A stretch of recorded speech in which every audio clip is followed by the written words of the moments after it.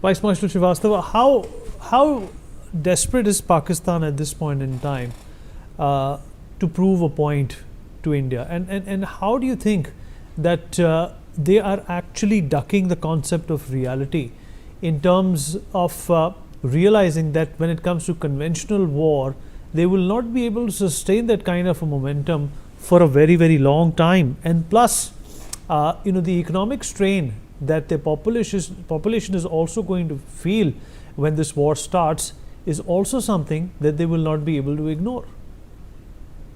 So Vinny, your question is a very great question because it also has the answer within. There are two aspects which are which are looming large over Pakistan. One is the economic crisis. They don't have any kind of funds or reserves. At the moment, they hardly have reserves for 45 to 50 days to run their country. They also have a hollowed out kind of air force and army and navy. Their major fighter component, that is F-16, is dependent on the recently assigned package by the United States of America of $470 million. And unless it arrives, of these 75 frontline fighters, F-16, only 44 are the newer version of 2000, which are a match to something like Mirage 2000. And the world has changed thereafter a lot. And the other ones are just wilted. And they are trying to do some combat air patrols with them. So whatever life is left, in my opinion, it will also get utilized. So Air Force is in a very fragile state. Navy, with our Arihant and Arighat being there, and they don't know where are they, Navy poses a great threat to them, so they know about it. And our space assets are well established. Our information warfare and, if you say, cyberspace and electronic warfare, that means in case they want to do what we call secure communication in a contested environment, that would become a kind of liability. It's one thing that you send your some terrorists with few satellite phones and you have some communication. It's another game when you fight out a full-fledged war and you want to have secure communication. And thirdly, their air defense network is very weakened out. We have a good air defense network. We got network-centric warfare kind of capability. We have few systems in place now for years in Indian Air Force, which will give us the ability to act as a ops room from anywhere in the country for forward basis. So I think they're fully aware of it. And as General has rightly brought out, they're playing a bluff, a hand which is blind hand. And they bring out all these nuclear threats and two nuclear countries as if we are equal in power equation to the world. So the world comes to the rescue. And you find that ministers are giving all kinds of statements. A statement of a rail minister is even is absolutely laugh worthy if you look at it. He's talking about nuclear bombs and all that. He's a rail minister, and this job should be done by the defense minister. And defense minister happens to be accepting that for 30 years they were working for Western powers as terrorists.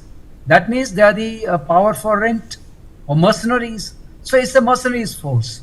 It can do these kinds of terrorist strikes, but it can't really engage itself in a conventional war. If that is the given equation, what do? So they are building a narrative. They are going around, you see, and this narrative is also being hogged by the Western, I would say, print media or the audiovisual media. A write-up comes, there are two, three writers which they come from the Pakistani journalists. So you expect them to write the Indian story? I think we need to work on this also. The stories which are going on the global platform, they are not highlighting. Somebody was telling, had this happened with the, the Pakistani fraternity, by now all the Muslims would have been on roads all over the world. But we are not seeing anything of that type. Maybe we are very sure and secure in our thinking that we can take on them when the time comes, when the balloon goes up. But the idea is, if we are so strong, we have to continue and be with our political will, which is being displayed as of now by this Prime Minister. It's very important. And it's also important to know that unless now there is a lesson which goes on for generations, this will not happen. So what is that lesson which India can give to them? This is a very important point. If we have a war, then what is our aim of the war? Unless we decide that we should not initiate a war. And how do we conduct the war? So all the time which Indian dispensation, which is currently in the power, is taking is, I would say, well spent. They must take their own time. They choose their own time. And in time of choosing only, they should go and do the first trick. Maybe you're inviting the enemy to come and attack like 1971. You keep them on the tenter hooks, and they themselves decide through some false flag operation or through some false intelligence that yes, we are going to attack, and they try to preempt, which happened in 1971. So we need to think about it and wage. But this time has come now. I'm pretty sure that you ought to show that you are not a soft state.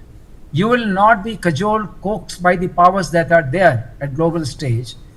That yes, calm down. Only 26 people have died. It's one of those terrorist attacks. Let's do some kind of investigation. What investigation we need? We know about it. And whenever we are going to, any proof, has anything been done about it? Nothing has been done for all that act so far. So our confidence is low. So they are also watching us. Everyone is saying, and as rightly has been brought up with General Kocher, we have the foundational agreements with the United States of America. Those are strategic in nature. So as far as US is committed to provide us military intelligence, provide us logistics support, provide us technology which is needed. So with all that things in our agreement already, we need to find out what is the way we are going to do. But yes, we all know that once we start a war and we want to end it, we have to have the end in mind and our goals in mind. So in my opinion, that this goal would be, probably Pakistan as a nation state has failed fully, economically and people-wise. There are absolute stark lines between the governance, the kind of military they have, and the people. People and military disconnect is there. Military is ruling the people. Elected people have hardly any say in the matter. And this has been seen that during Imran Khan's turmoil, a corps commander's house was ransacked by the people. That shows that now people of Pakistan also understand that our military is not there to protect us, it's rather destructing us. Balochistan affair is right there. Maybe the army is trying to take the attention off from the Balochistan failure, that the whole train of military personnel were hijacked is one of its own kind. Sindh also has issues. Then you have Khyber Pakhtunkhwa, Gilgit-Baltistan. So all over there are unrest. People are unhappy. Even POK, most of the people are unhappy. The way 1 kg of atta is selling probably at 600 rupees a kg. How can normal people live over there? So there is a crisis. And the crisis, the best way is to do something so that the whole attention is diverted, and you talk about national unity and all that. This time round, we need to understand whatever we are told, advised by our friends or foes. We have to take a call, and this call has to be by us only, our own political leadership, that we need our ways and means to teach a lesson which at least lasts for 1 or 2 generations. Professor, right.